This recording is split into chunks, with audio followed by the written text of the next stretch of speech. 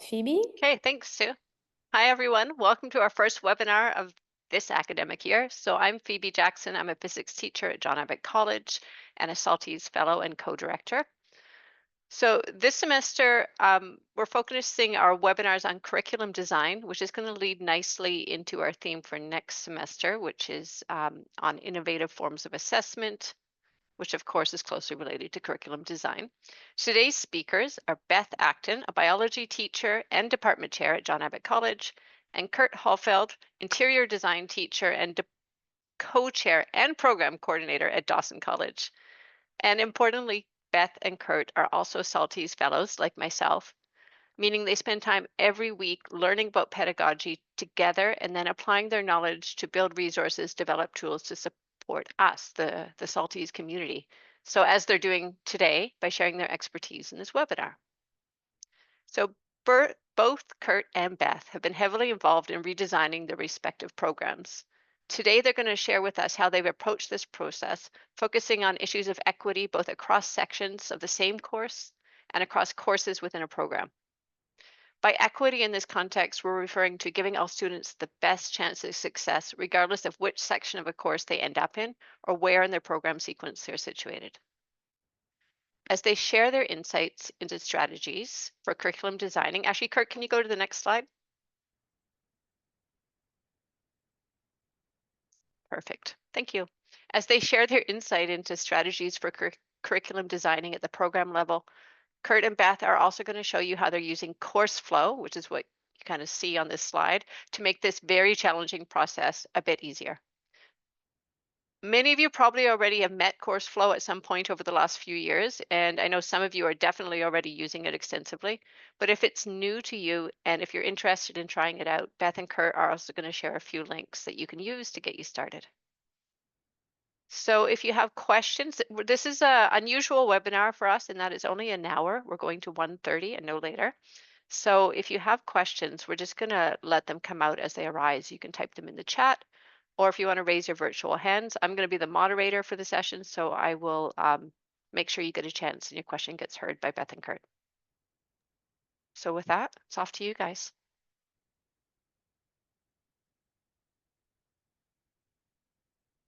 So welcome everyone.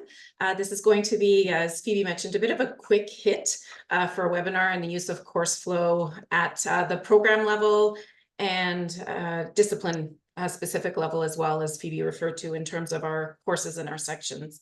So what we really, Kurt and I struggled a little bit on how to present so much in so little time. So we have divided this into two main categories, the challenges that we face in program design and at the program level, and then the strategies that we can use to try to mitigate these challenges and to work through them. So as we present today, we will be looking really in these two main groups of information. Thanks, Kurt. So when we're looking at both program design and curriculum design. So again, designing both the program at its bigger outlook and then curriculum itself in between the courses that we have within the program and the multi-section courses we have at times. And we came up with 3 global strategies to help address this. So equity, alignment, and coherence. And so these are going to be the things we're going to hit upon as we go through today's webinar.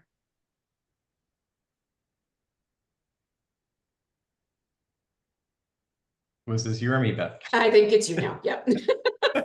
Okay. In designing a program, there is certain challenges that present themselves in program-specific needs. We're going to touch on a few of them. We've identified 5 that are sort of overarching for us in our experience in doing program design.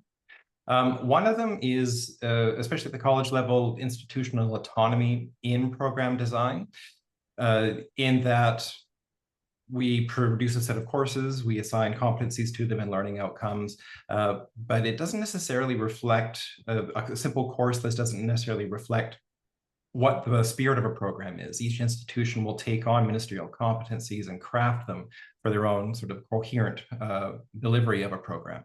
And one thing that we found particularly useful in CourseFlow is that while the ministry wasn't giving us courses thematically about skills, knowledge, application, and the gen eds, we were allowed to CourseFlow permitted us to craft and reflect our program design at an institutional level that was unique to our delivery of the program.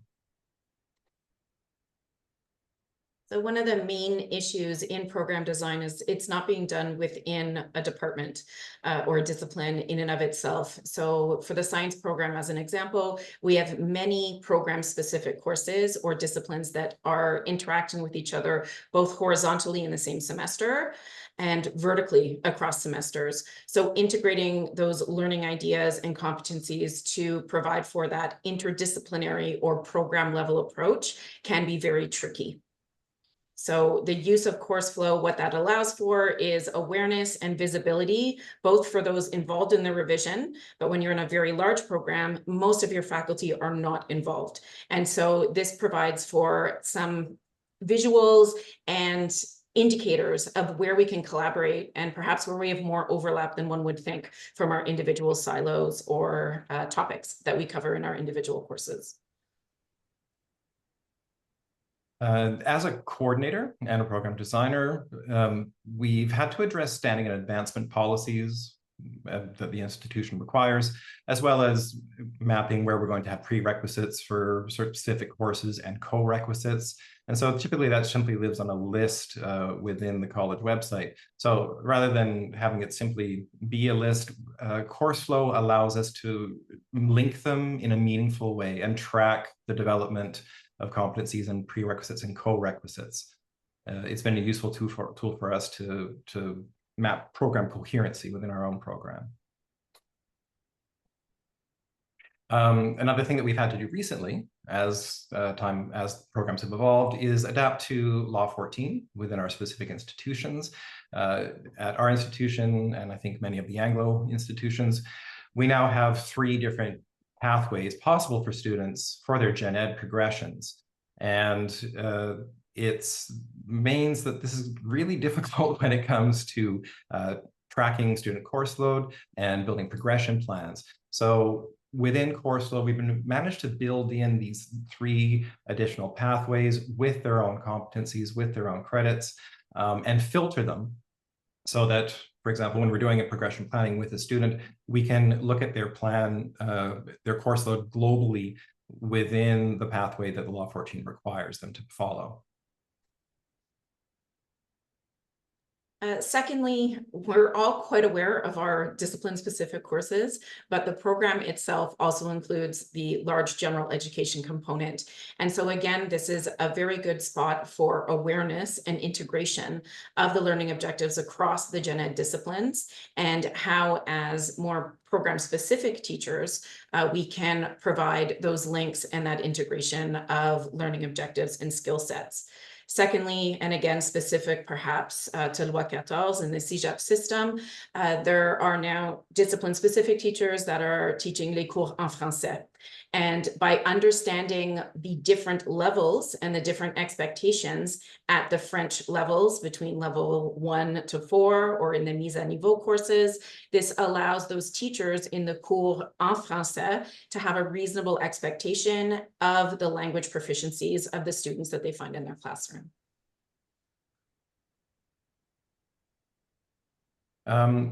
Many of our programs, especially in the medical and pre-med fields, they are obligated to meet external certification bodies. This is an example on the screen from, I believe, what is a radiation oncology program at Dawson.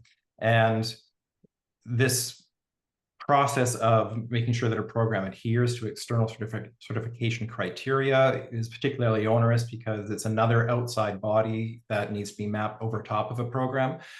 What some programs are starting to do is build it into their course flow. So what they have built in the same way that they have built competency mapping throughout their specific courses, external certification criteria can be built as an additional object set. You can see here that the ministerial competencies have simply been toggled off. And so within the same platform, programs can make sure that they're adhering both to ministerial competency development and external certification criteria.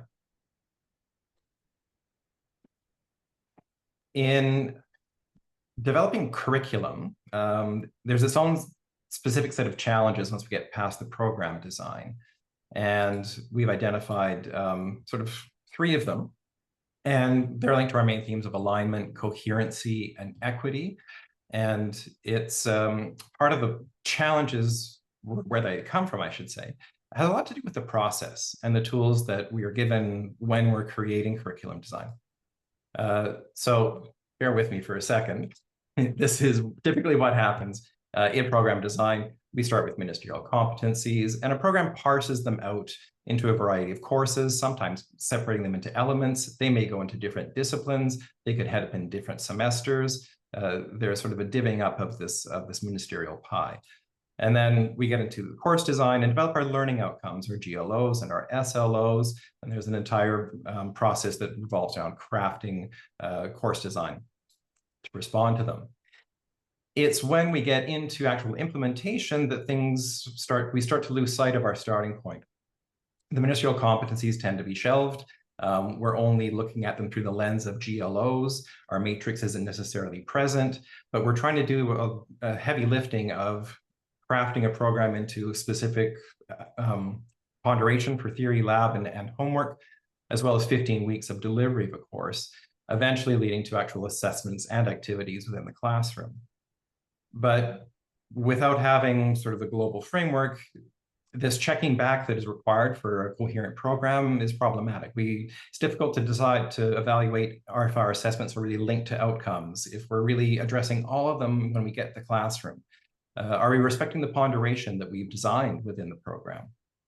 So where students are encountering the content that we're delivering, we're not sure if there's not good tools, I should say, to provide that check backwards. And that's just in one course. We've still got other disciplines, other courses, other semesters, and it all exists within the realm of upwards of 20 to 30 competencies within a program. So it's a daunting experience. It's a daunting path to be on.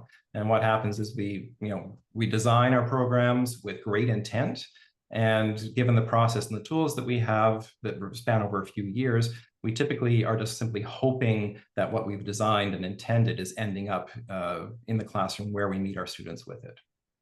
Now, this brings us back to these challenges as a touch base, this alignment, coherency, and equity across the program. We'll move on to some strategies that address these challenges within curriculum design. I'll pass it off to Beth.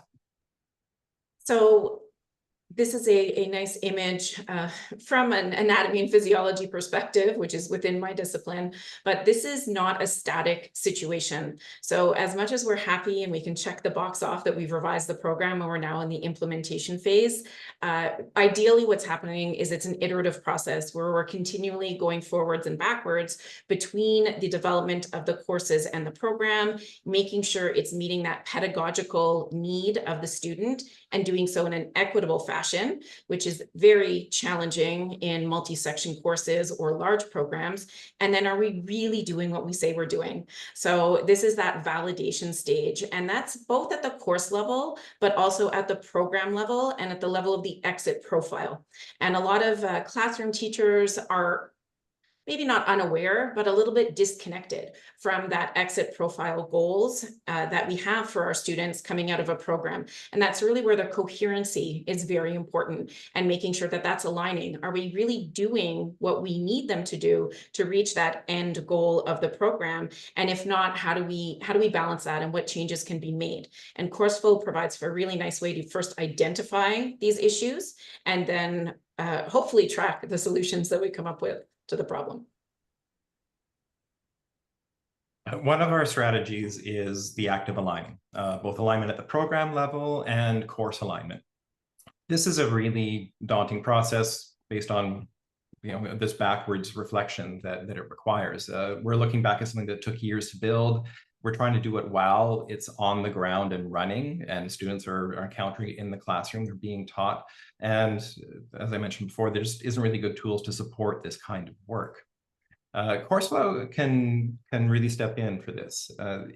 When mapping competency development, even within one specific course, it can allow an instructor to verify that what would the intent that happened at course design documents, at frameworks, is really being attached to specific activities that are occurring in the classroom, map where along the sequence of weeks they're being encountered, how often we are looking at specific learning outcomes, and if we've left any behind. It's this validation of the intent of a framework versus the reality of a course being taught. Are we doing what we said we should do? And then the program assessment, are we still doing this even if we got it right the first time? So this works great also even horizontally within a semester and vertically across a program. We can look at, in this case, a scaffolded competency that occurs over 2 semesters. CourseFlow allows us to visualize a set of learning outcomes side by side, things that would normally have been 2 separate Word documents, potentially of a course framework. So when we're looking at the strategy for developing competencies horizontally and vertically, it's a really great tool that allows you to visualize what all the hard work that you've done in program design and curriculum design to undertake this process of validation and alignment.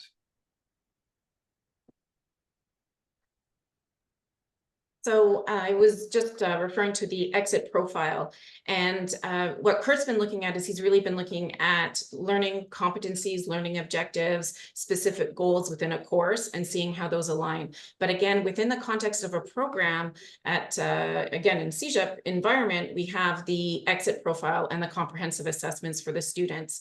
And these goals are given to us by the ministry. What we design locally and implement locally is supposed to make sure that students can meet all of these goals at graduation, and they need to be evaluated on these goals. So I can give you a quick example from the science program at John Abbott. There are 6 ministry goals for the science program, and at John Abbott, we're very proud, so I'm using this a little bit as a platform, but we really put the climate and ecological emergency as a very critical learning piece or objective for the students. And so at our program level, we decided we wanted to institute and adopt a 7th goal for the program. And you are allowed to do this. So you can add some extra goals as long as you make sure the students can meet them. So don't create a barrier to graduation.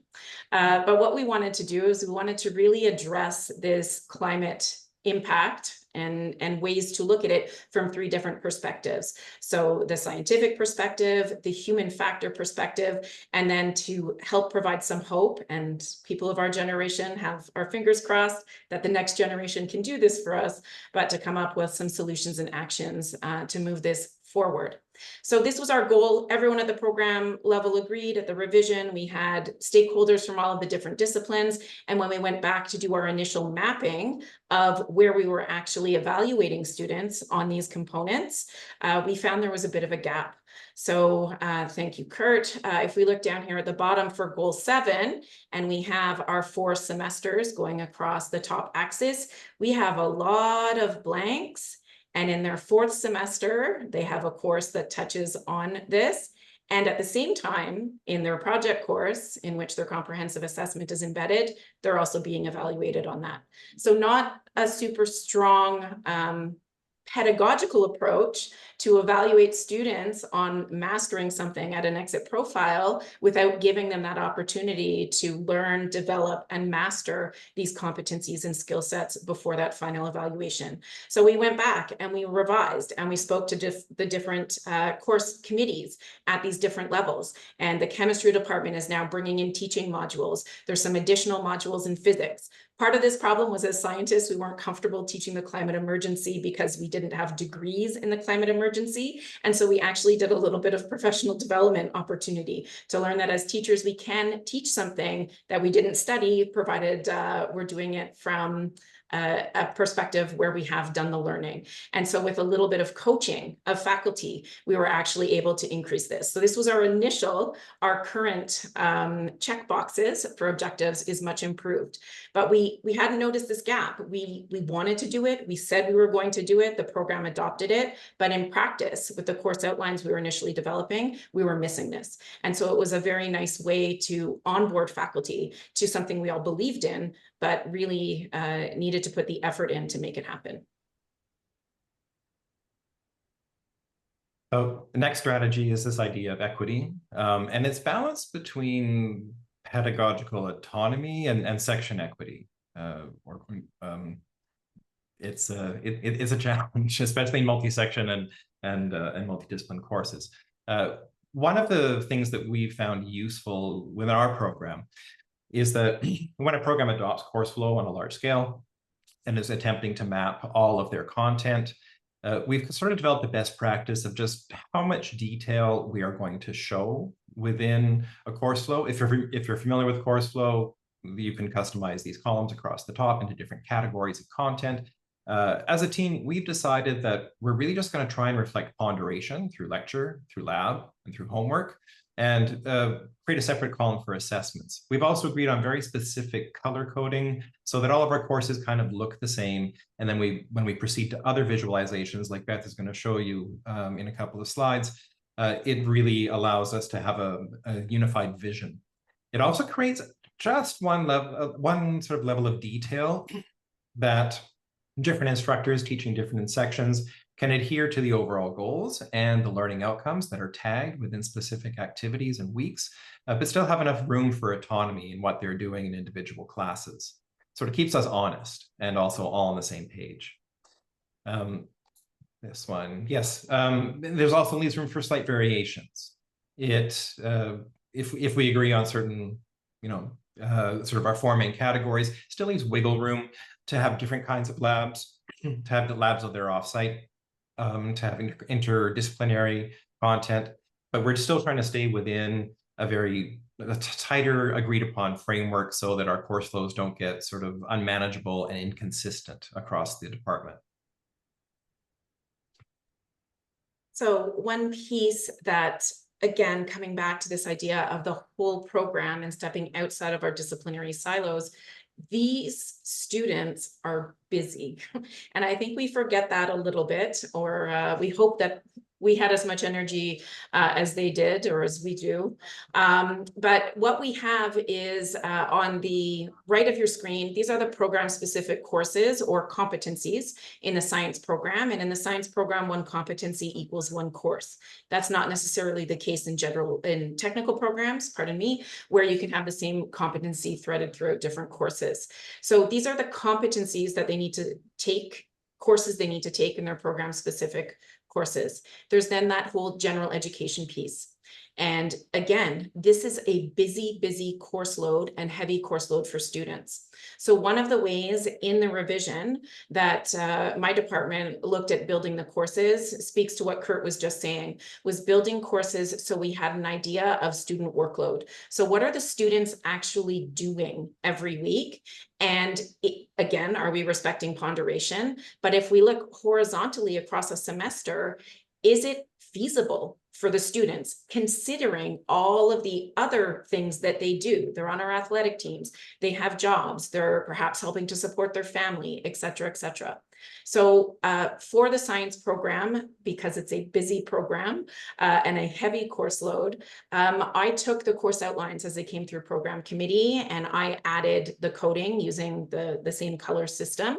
And then we used a workflow comparison tool. So we were able to take the courses, and in this case, it's only the science courses that the students take in the first semester. They take 4 of these. So either of the 2 courses in the last column, it's one or the other.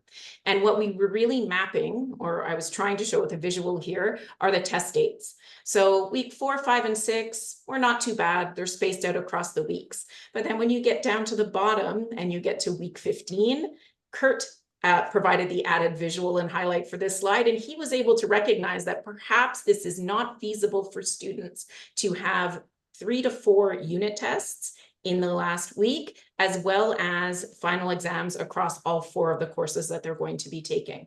So this is something that the program coordinator, who's in attendance, so thank you, Sean, he helps to try to keep the program committee mindful of the fact that students are not only in our individual courses or sections, but they're also combining this with work across another 6, 7, 8 courses, depending on their semester. So this comparison tool is useful in this case from student workload, but you could also use it looking at learning objectives or content, seeing how one course can interact with another and thread that content through. So you can look at that from multiple perspectives depending on your mapping.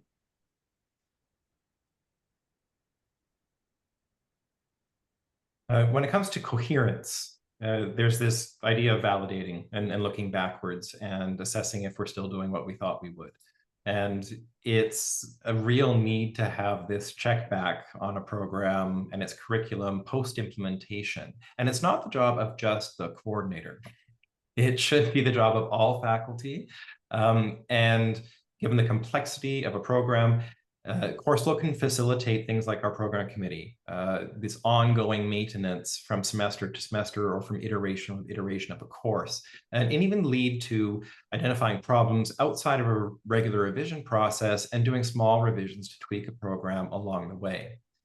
What Beth and I were discussing when we were building this is just how agile programs need to be, that coherence really isn't a static thing. And often we're not equipped with agile tools. So CourseFlow has been interesting for us to sort of to be more agile with our own program validation.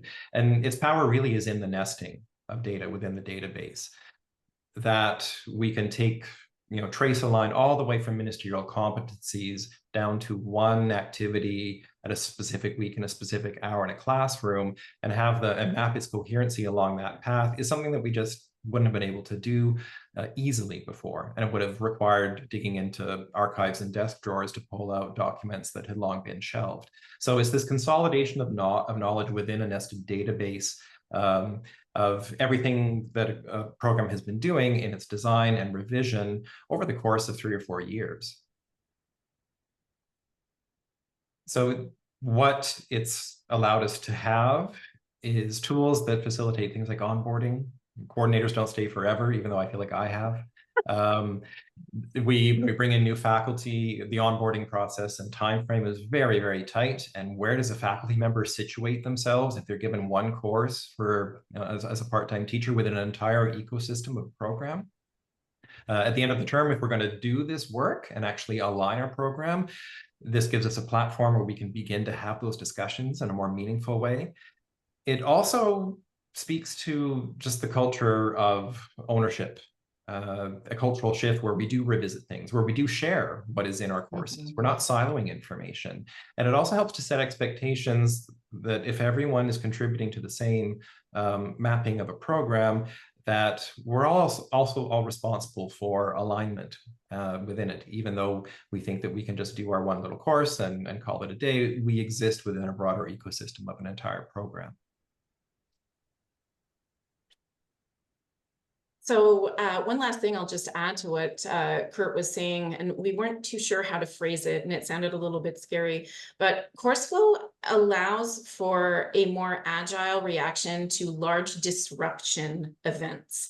So in the context of the CEGEP system, that was Loi 14 and Bill 96 that came in and really disrupted program planners, tracking for students, the number of courses the students are taking, the language of instruction, equity between English and French language courses. What does that actually mean? It needed to be defined and hopefully mapped.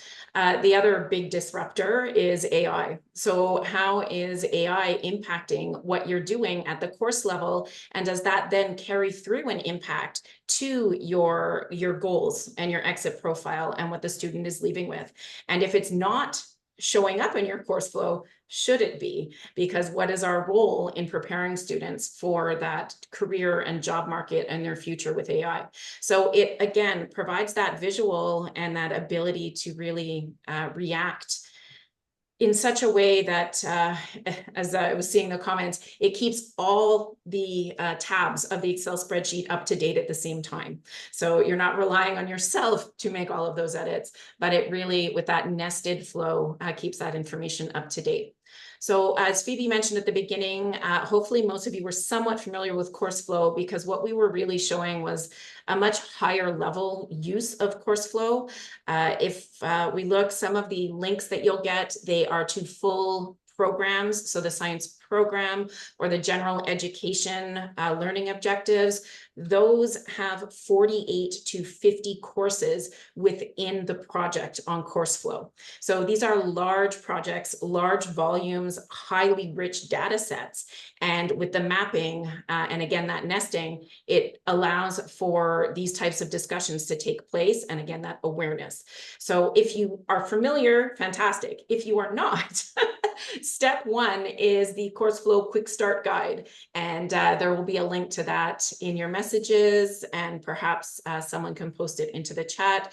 Step one is to create an account, and we have some very lovely self-directed tutorials that have been generated, I think, in the last 2 years by the Salties team to try to help onboard you with the tool. Secondly, and to help out Sue, please sign up to receive the Salties newsletter. And thirdly, part of Salties' mandate in professional development is for the fellows to take what we're learning with our time and to share it. And so department, institution level conversations about the adoption of CourseFlow at John Abbott, I think would be a great place at the program assessment committee. And at that level, in order to kind of get that institutional onboarding. So there's the more people doing this and the more contributing to the hive mind of CourseFlow, the greater the power of the tool, because the data is more reliable and it's more rich. And so we're quite happy to organize something locally for you if there's a need, again, departmental wise, program wise, or even at some of the council or committee levels that you have at your institution. So we'll open it up to greater discussion and questions at this point. Thanks, Beth. And just so you know what you'll be receiving as a record of this presentation, we'll send you a PDF of everything we've done, but you can see that Beth and I were mapping this content much like a CourseFlow. And so you can interact with what we've done either as a series of slides, we'll be sending you a link to a Miro board, or all of this content repeats into sort of categories, what we identified as an introduction, the challenges that we faced, some of the strategies that we've been using CourseFlow for, and ways to find out more. This board also includes hyperlinks to some of the CourseFlows that we've made public. And Beth made a little great screen capture tutorial about how to produce some of the more complicated views that we've been using, like workflow comparison tools. So this is what you'll get in your inbox following this presentation. With that, I'm going to stop my screen share so that I can actually see what's going on in the chat and open it up to questions. Thanks so much, Kurt and Beth. And just a reminder, everyone, I just put in the chat 2 links. One of them is for you to subscribe to our newsletter if you haven't done it yet. And the second is a link to a survey about this event. It's really important that you let us know what you think. And now, please, if you have questions, go ahead. Or comments, because I know some of you are using this in similar ways and maybe facing some of the same problems. So you might have something to add.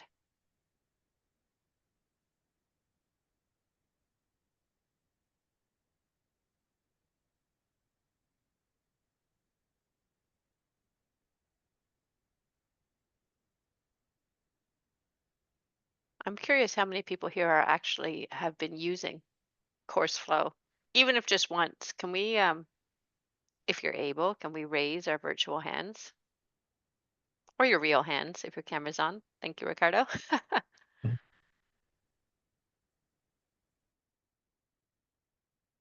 We have Lacey as well, and Sean and Liz. What I can add, and again, it's from the science program perspective, is there's sometimes a bit of a hesitancy to use CourseFlow at a program level or at a larger level, because the bigger you look at it, the less accurate it gets.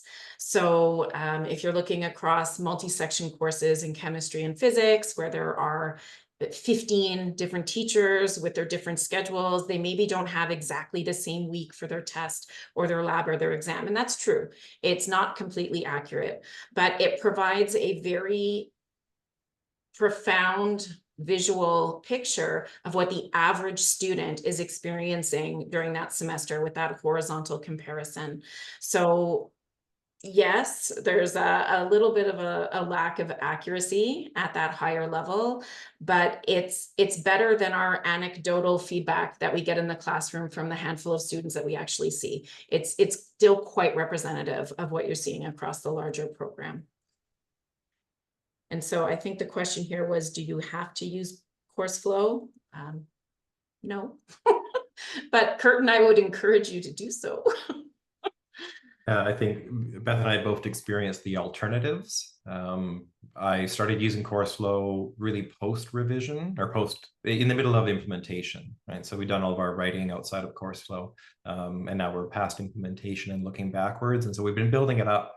It's not perfect. It's not complete either. It's an ongoing process that all faculty are involved in, but we have achieved a certain level of buy-in from all the faculty members that this is useful, because once you start to build it and manipulate it and look at the data, visualize it, the value of being able to look at your program in that way is immediately apparent to everyone.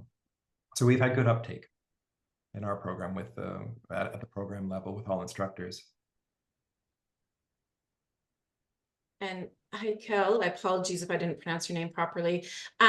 We're again showing the perspective really from a program level. So yes, it's involving many course outlines and many different teachers, but CourseFlow, as was seen in one of the last slides, it can be used across many different levels. So you yourself can use it to plan your own course or your own activities and track your own learning outcomes and objectives. It does not have to be at the program level. That again was kind of the lens that we were giving this presentation through. But I think most of the people, when they initially onboard, they're the first one. Someone has to be first, and they're the first one to start using it and looking again just at, maybe you have a project that goes over 2 or 3 weeks. So how are you planning out that time? Or how are you differentiating what you're covering in lecture and lab? And when are you testing on it and having the assessment? By adding in all of this information, it creates that graphic for you that really makes sure you're doing what you said you were doing and that you have enough time to do it. CourseFlow is great. You can add in a little time for each activity and it will sum it up for you at the end and let you know if you're overshooting or undershooting. Really valuable when you're looking at tracking student homework or ponderation, because we can sometimes underestimate, or well, usually underestimate, how long it takes students to complete their lecture and lab work, for example, during a week. So you can absolutely start alone, and fantastic if you can convince them to come in, but if not, I think it's still a valuable tool for the individual teacher. Question in the chat about advice for introducing it at an institution. I can only speak to my personal experience, and that has been through the support of our pedagogical counselors. When your pedagogical counseling team is on board with that tool, then they become another resource for you to begin to implement it. So we've had success with CourseFlow at the institutional level with Dawson, but really that's been not only an initiative of Saltese being present with fellows at the institution, but also our ped counselors uptaking the tool and helping programs use it and tailor it to their specific needs. I can see Monica in the room. She's been a great collaborator for our program with this.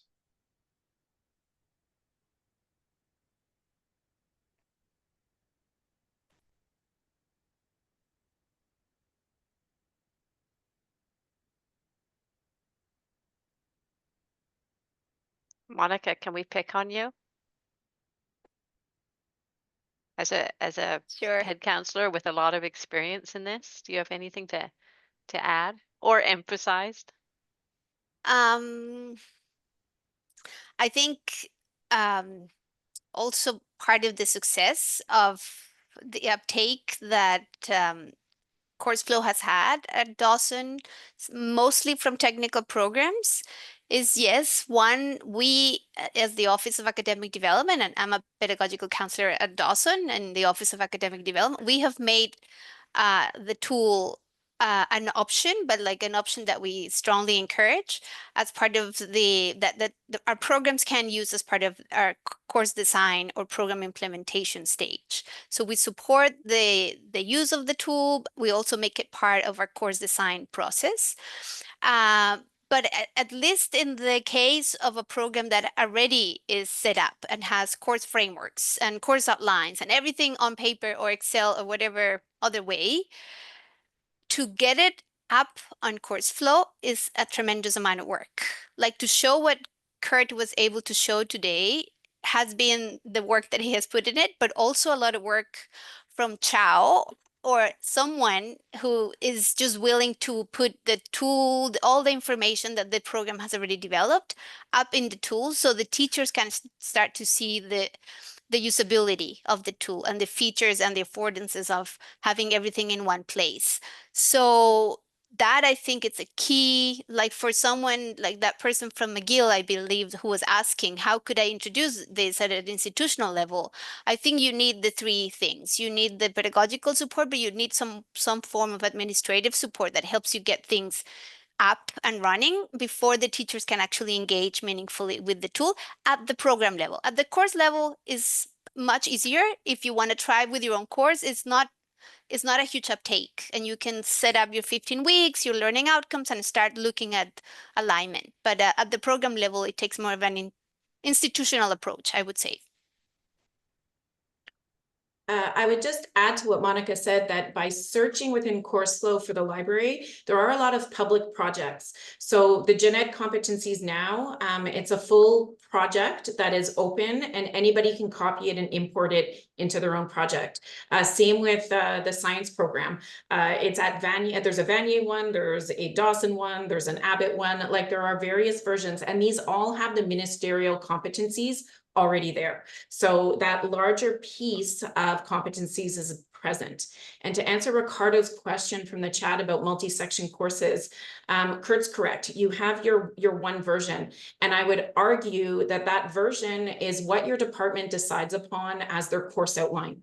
So what's in the course outline for these multi-section courses? So what are the competencies? What are the learning objectives?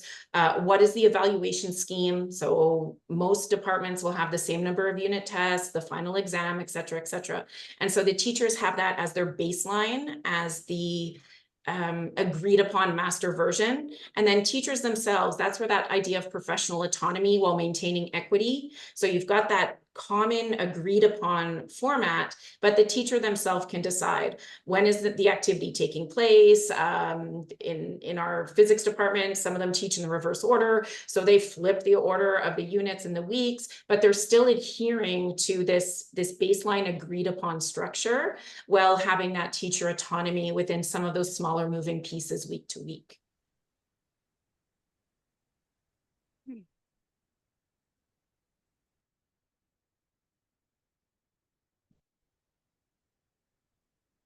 There's a bit of discussion on multi-section courses that Ricardo started off. And then we also have Mary asked about how often you need to update the courses due to course drift, change in faculty. You want to take that? I don't know. I think it depends on familiarity with the tool and your level of comfort with the tool. Ideally, it should be a per semester basis, and every program has their own culture of looking at their curriculum and how often they do that and how they do it. In our department, we tend to do a post-mortem. Once a semester has wrapped, we all get together and talk about how it went and how we can improve it and where we have overlaps or redundancies or sort of pain points that are existing along the 15 weeks. And we use CourseFlow to facilitate that discussion. Yeah, one other thing Kurt and I nearly put in, but we kept the disruptors out. We also kept out the idea of time. It is time. It's definitely time. It's time, like Monica said, at the front end and in the building. But once that's done, think about the time it saves. So even in the time that you are updating it and making those changes, that's your validation step. That's where you're going back and you're saying, is this change causing a downward effect? The ability for CourseFlow to track those changes once you make them saves so much time. It saves some of that mental load, some of that mental work in trying to remember how everything connects. You now have a documented artifact that, yes, it's dynamic, it's not static, but by making these smaller adjustments, you really get to see that trickle effect and how there may be a larger drift than you're thinking. And yes, we've all seen that course outline, you know, that was last revised 10, 12 years ago, and what's actually happening in the classroom isn't what's on paper. That exists, and it's geared to kind of narrow the drift and catch it. Again, provided someone takes ownership, I think. And I think that's an important piece, that there's somebody that takes some ownership over the course flow at the program level, if that's what your biggest concern is. In the department, that's a department's job, right? To make sure you're teaching what you say you're going to be teaching. But at the program level, you really do need somebody that takes ownership of the full piece and getting to those exit profile and comprehensive assessment goals.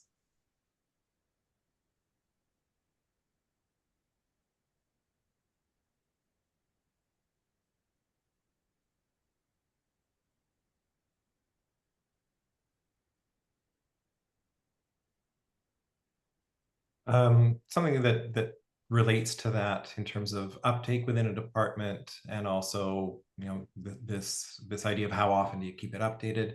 One of the expectations that is realistic that I've set within my own department is that I really don't expect every instructor to be building their course in CourseFlow. That's not a reasonable expectations. From a coordinator level, from a program level, I have a long-term goal that I'm going to have every course mapped within, you know, to a certain level, and that every instructor should be able to connect learning outcomes to activities that are happening in their course. That is a reasonable expectation, and that's something that's very easy to do within the tool. So some people are reluctant to, you know, to learn a new platform, but when it comes to connecting your course delivery to the learning outcomes from course design, that's very easy to do in CourseFlow, and it facilitates the departmental-wide discussions.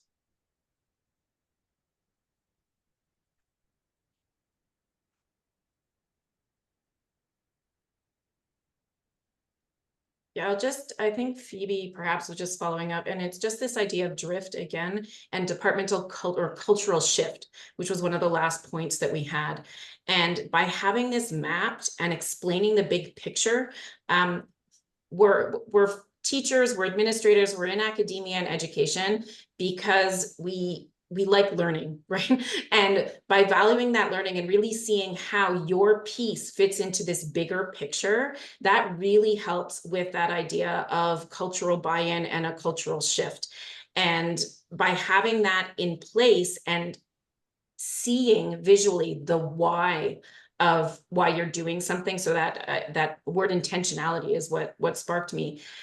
That really can help, especially in that balance of equity and autonomy, right? Because with your autonomy, you're making choices, and so what is influencing those choices should at least be where you are in the program, what the goals are, what the competencies are. Like, there's a lot of different things impacting that autonomy. And I think it's a really nice visual to show teachers where they fit in the big piece of a program and how they can leverage their autonomy to benefit and help their students with some of these larger program level goals.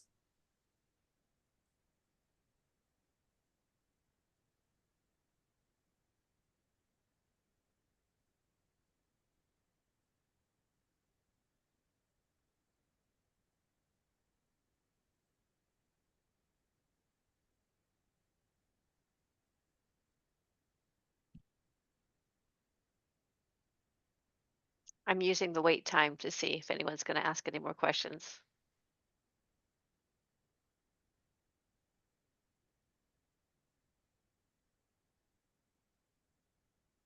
I have class in 8 minutes if you're looking for a reason to stop the webinar.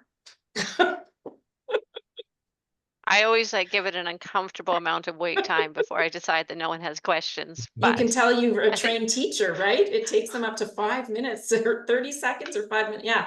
Eventually someone caves and asks a question, but it is true, Beth, you have to go to class. So I I think you guys did an amazing job. The presentation was beautiful and really highlighted not only how CourseFlow made everything easier, but just the immense process of curriculum planning and all the various things we need to account for. And then you gave us solutions, which is, I think it actually made me feel like maybe I should get involved in program planning, which is not my thing. It's not happening, but I'm saying that you obviously work some magic here. And I think other people probably feel similar because you've shown how important it is, how it all comes together at the program level. And we really need to pay attention. Oh, see, there's a question. There is a question, yeah. But Beth, maybe you yeah. need to go and Kurt's going to stay and answer this question. I can help just because being in biology, we're a contributing discipline across many committees. So I have a lot of committee experience, more than my departmental release gives me credit for. That's a whole other argument. I will be very honest. The large piece of this science program level course flow that we have at Abbott, we had definitely program level support and buy-in, but my Saltese time gave me some of that, some of those hours that I could put into it.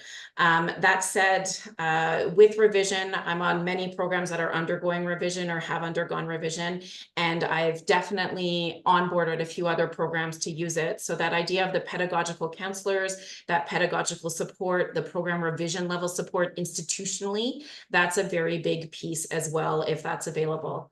And really, I just think in terms of maintaining and keeping it updated, as often as you're doing your course outlines, right? So anytime you're approving or looking at that course outline, have we made any big shifts or changes? Like, it's a good kind of deadline or a good reminder of when we can just check in with the course flow. Has there been a significant shift from one semester to the other, or even just 1 year to the other, depending, you know, your structure and how often you're offering your courses.